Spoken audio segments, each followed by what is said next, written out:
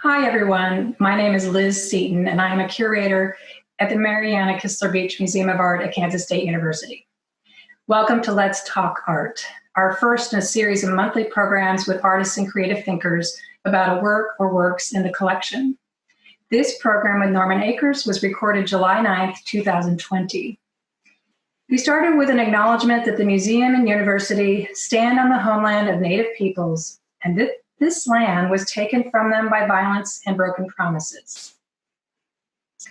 We met with Norman Akers, Associate Professor of Art at the University of Kansas in Lawrence.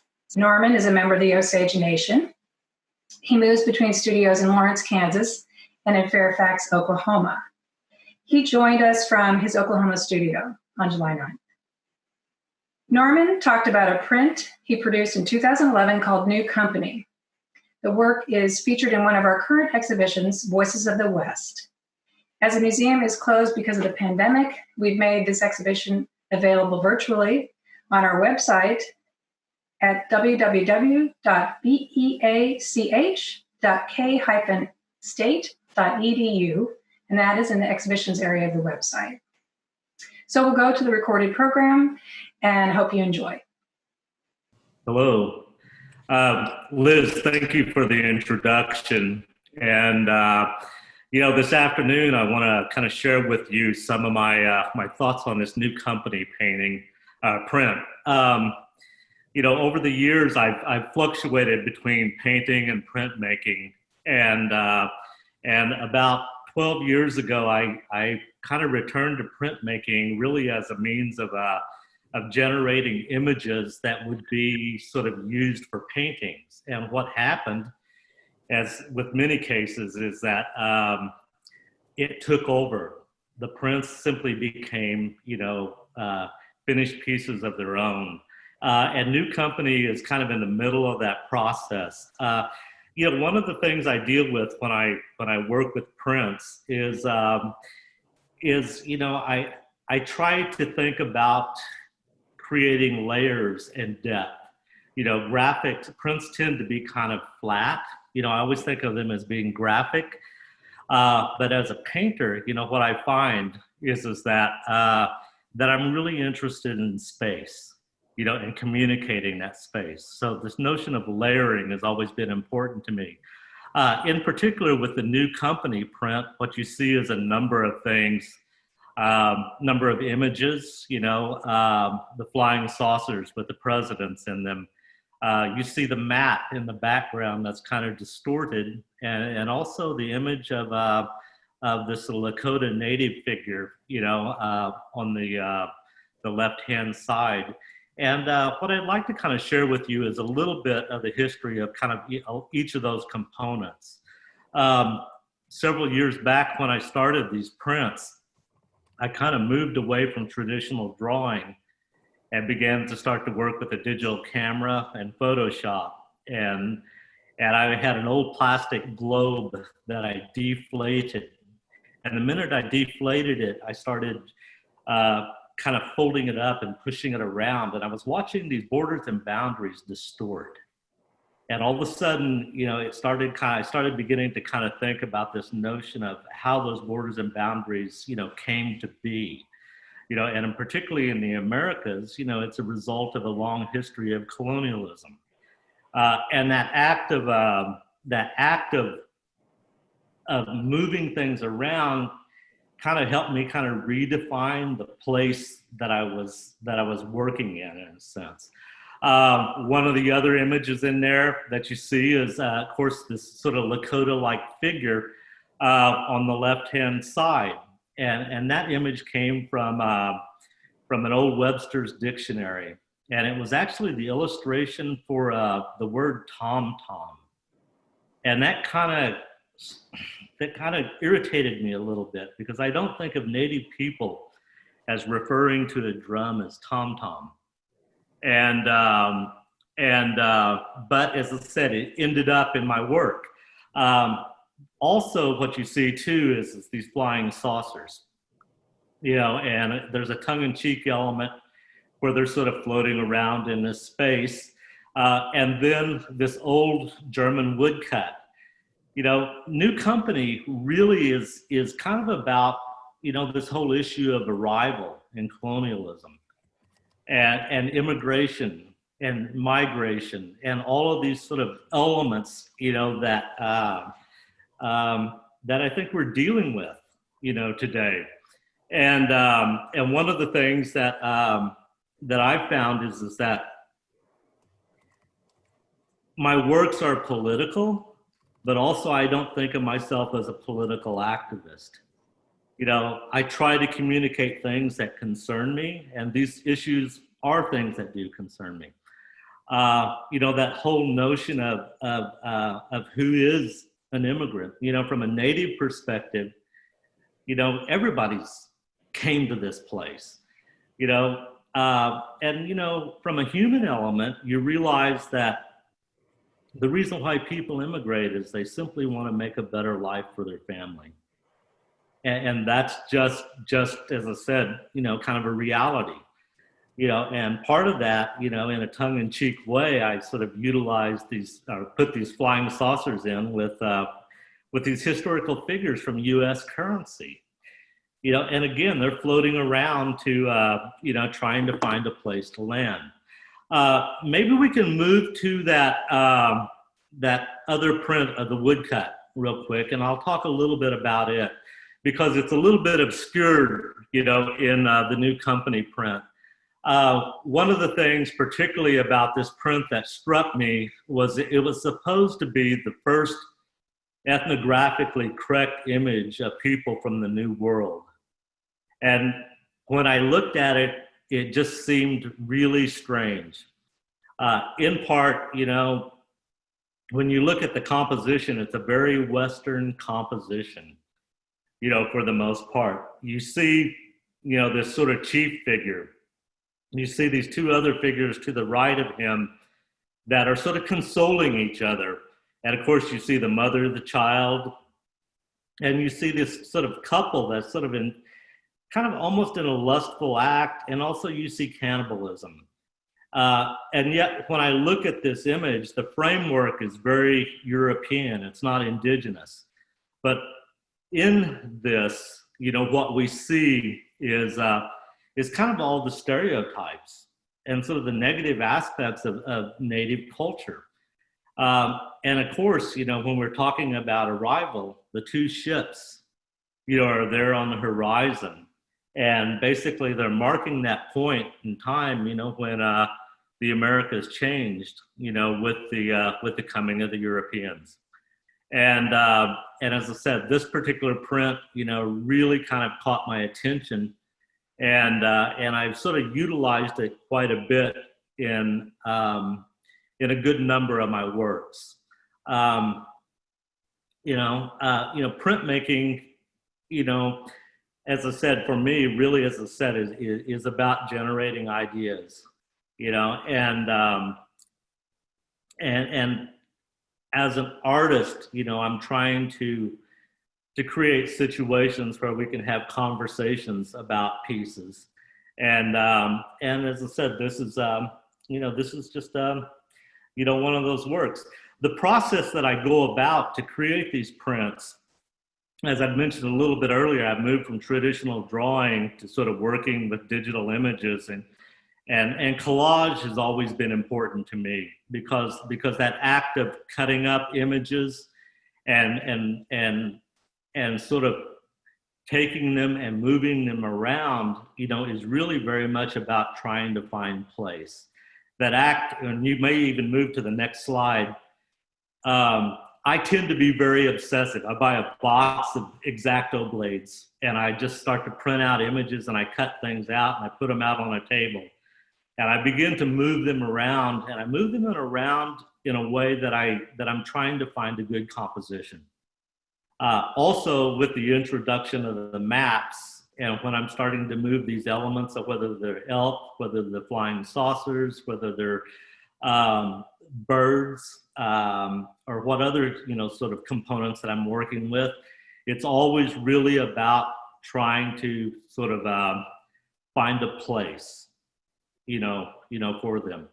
And so I tend to sometimes go into the studio and I'll make maybe 20, 25 collages, but I maybe only use maybe 4 or 5 of them, and that's a lot of how I work. I mean, this notion of appropriation is always kind of sort of somewhat, it's intrigued me, but it's also bothered me.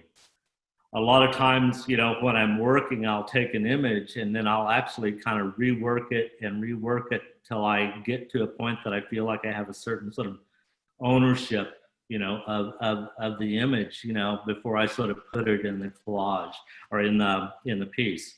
And the printing process, I do a lot of work out in New Mexico, and I work with another printer in his print shop. And what I like about printmaking is there is sort of a collaborative element to it. As a painter, you sort of work in a space by yourself, and yet, I'm sort of dealing with a printer that we can have kind of a discussion about the works as they're being created. And I always sort of, leave, in a very sort of refreshed way. One of the things you might notice too about the new company Print is, while I've talked about visual space, and even my prints, when you look at them, they're clearly informed by my art school training. I mean, no doubt about it. They have a kind of a Western sense of space in terms of creating that illusion of space. And they're very, and I have to admit, I'm very influenced by Renaissance and Mannerist painting. And, but also what you start to see is some of these flat shapes. And years ago, when I was teaching at the Institute of American Indian Arts, I began to sort of question why I was sort of teaching these Western fundamentals, in my drawing classes. And I started thinking about this notion of different types of space, juxtaposing this illusionistic space to this sort of flat space, that one sort of belongs in this Western tradition, of creating art, and the other one, is maybe a little bit more connected to a non-Western tradition, in a sense. And so these are a lot of the things that are sort of going through my mind, when I'm creating, creating the work. Clearly, when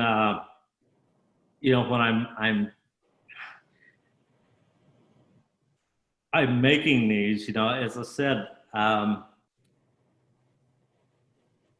always sort of feel like I'm trying to find my place in them. I don't know how to maybe describe that, but that's simply it. Is I'm always looking for a place as an artist, and these kind of scapes that I'm creating, really sort of contain, many of my thoughts, about, again, politics, stereotypes, land, place,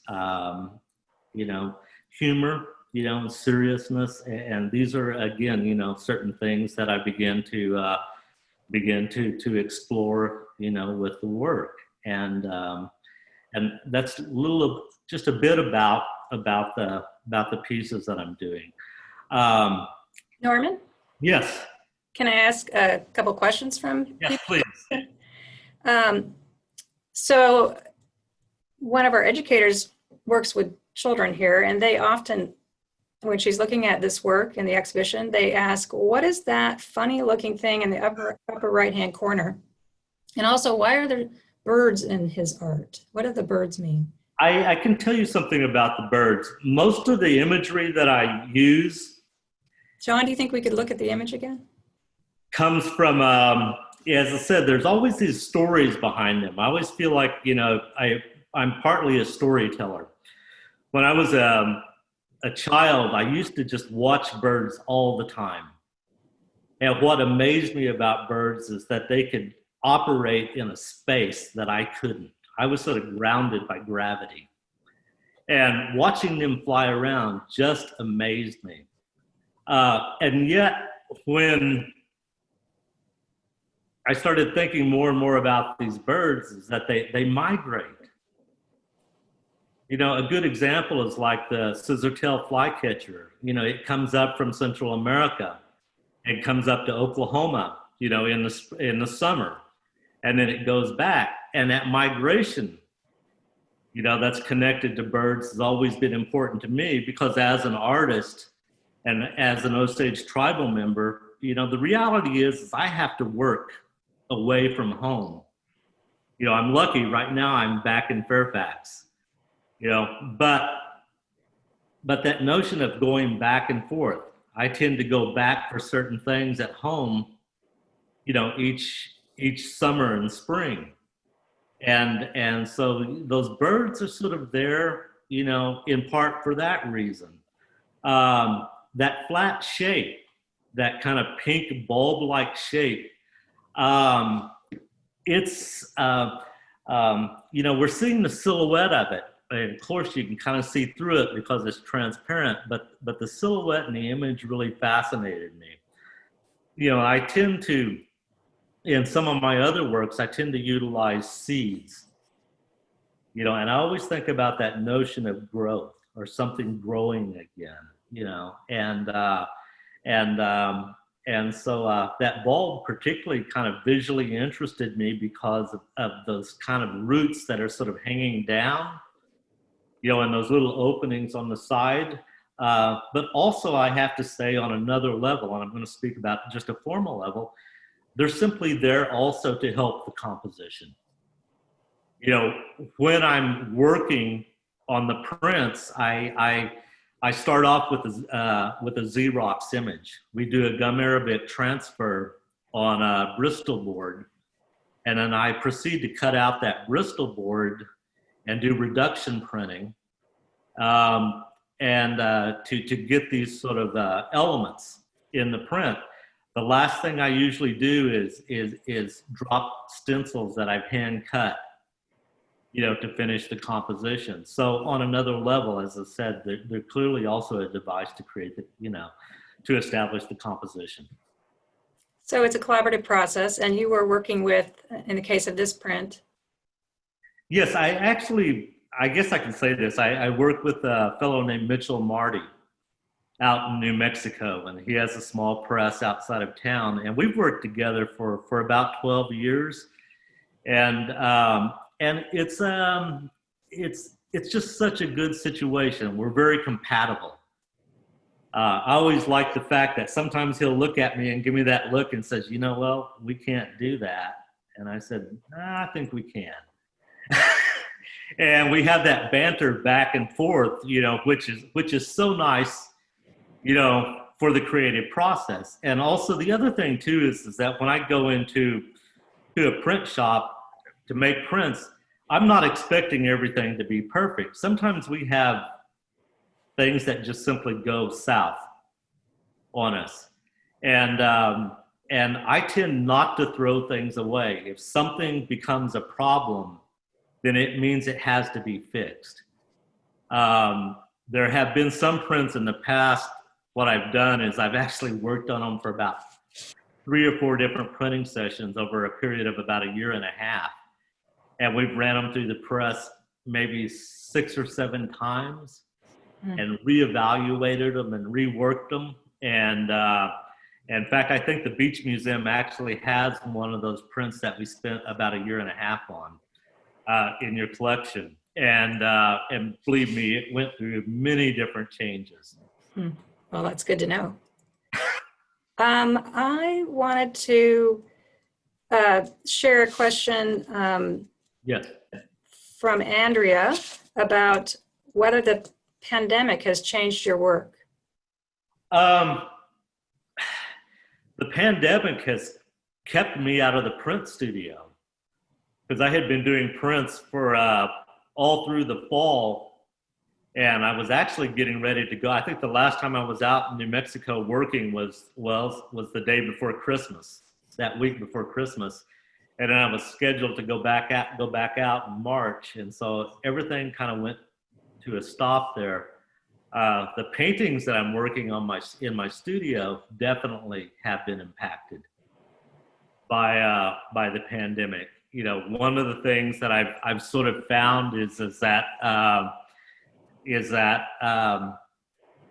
my work is maybe a little bit less political, and I'm starting to sort of integrate a little bit more of the spiritual back into the work, which is something I did a long time ago, with my painting. But again, it's kind of layered in there. But yeah, it's clearly had an impact. I think, as an artist, you really have to respond to the time, for the most part. And it's like, for me, when I'm making work, sometimes the best place to be is not knowing. Because when you don't know, what happens is all that stuff somehow filters into the work. I mean, to me, what I feel is a good work is a work that actually teaches me something.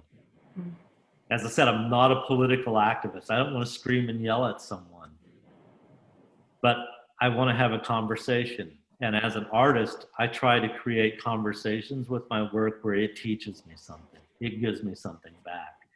When that happens, it's good. Well, I'll ask one more question.